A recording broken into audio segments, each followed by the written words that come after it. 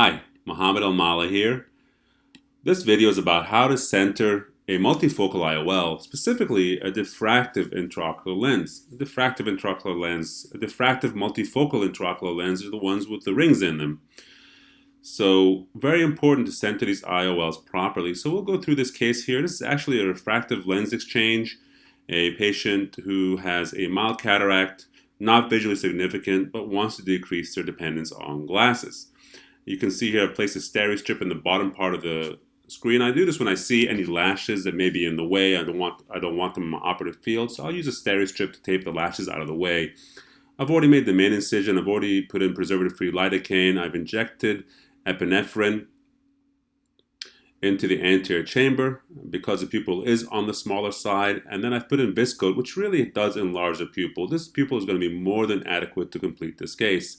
I'm using 0.12 forceps here to stabilize the globe. That helps me when I make my main incision as well as when I make my capsulorrhexis. So 2.4 millimeter keratome blade.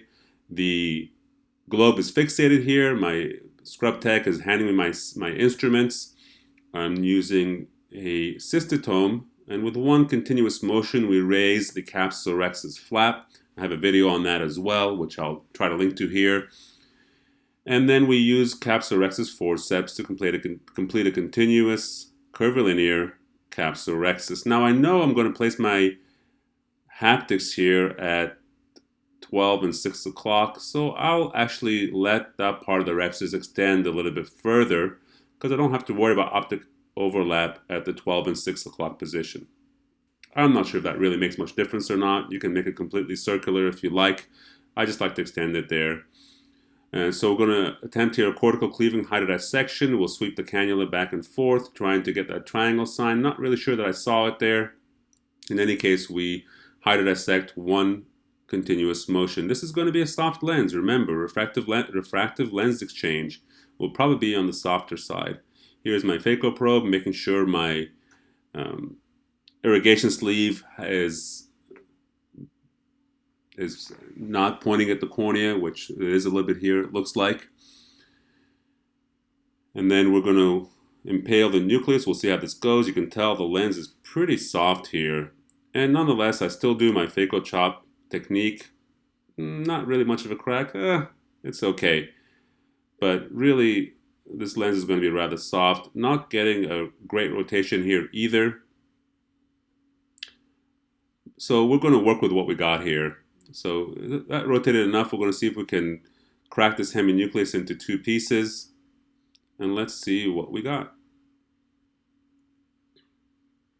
So I'll use my second instrument here, it looks like, to bring that part of the nucleus up. And it looks like we've got part of a quadrant already removed. There are many techniques to remove a soft lens. If it's really soft, I'll hydrodelineate and try to remove the nucleus by itself. But this is, as you can tell, even though it is a refractive lens exchange, there is still some substance to this cataract. So, like I said, not a clean crack, but we're going to work with what we got here.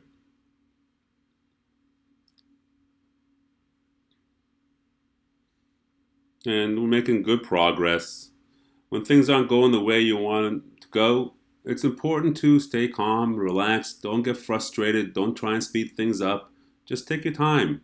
So long as things are going well, you got all the time in the world. Just take your time here and do a good job for this patient.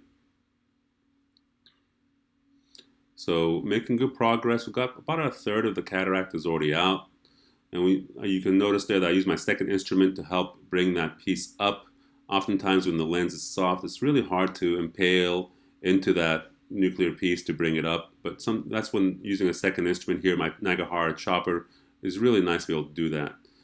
Here I didn't rotate the piece, I just pushed it pushed it down, and that brought it well into the center. And we've removed the cataract. We've removed the nucleus here. Some remaining fragments, we're going to remove those as well. Second instrument protecting the posterior capsule there.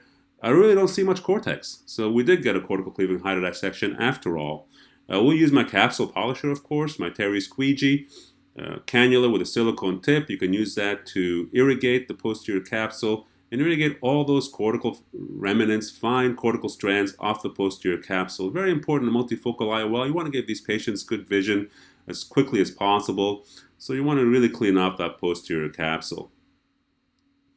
So making progress here. Got the posterior capsule polished. We're going to go in with ProVisc. I'll place ProVisc to the left and to the right of the wound. Remove any nuclear fragments. There's a piece there which was hiding in the anterior chamber angle. And doing this technique has decreased how often I'm surprised in the end by a remaining piece. And you can tell that I didn't go back in there with IA to get that piece out. I just used the viscoelastic to irrigate it out of the anterior chamber. It came out of the wound really nicely. So now we're delivering this diffractive multifocal IOL. This is an Odyssey IOL.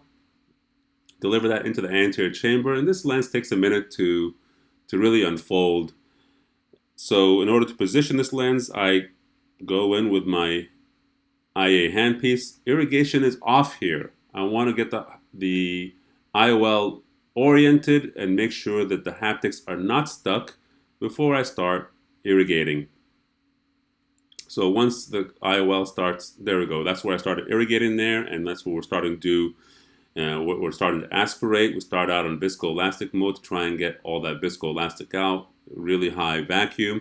And then once we get to these finer strands, we'll switch back to the cortex removal mode, which has a more controlled rise in terms of the rate of aspiration and more controlled rise in terms of vacuum. So this video is about how to center a multifocal IOL. So let's look at the Purkinje images. You have Purkinje image number 1 there, which is in the center of your view, and that's the one which has one light up top, 2 lights in the bottom. That's off the apex of the cornea. You have Purkinje image number 4, which is coming off the IOL. That one is inverted, 2 lights at the top, 1 light on the bottom, and it is small. The larger Purkinje image you see floating around there all over the place, that's Purkinje image number 3. Ignore that. Not important for IOL centration. Number 1 and number 4 are what you want to look at. They're roughly the same size. One will be inverted over the other. And when those 2 line up, that part of the lens will also line up with the apex of the cornea. And so we want to make sure that is the center of the IOL, and that's where it is right there. That IOL is well centered. And that's it. That's how you center a diffractive, a multifocal IOL. You want to line up Purkinje image 1 and 4. That means the IOL is orthogonal to the corneal plane, and at that point in time you want to, and that means there's no IOL tilt. At that point in time you want that central button to be lined up with Purkinje image 1 and 4, just like that, just like you see in the screen now. Okay, that's really about it. The rest of the case is pretty straightforward. We're just checking the wounds, making sure everything is watertight. Thank you for your attention. Any questions or comments, please write them down below.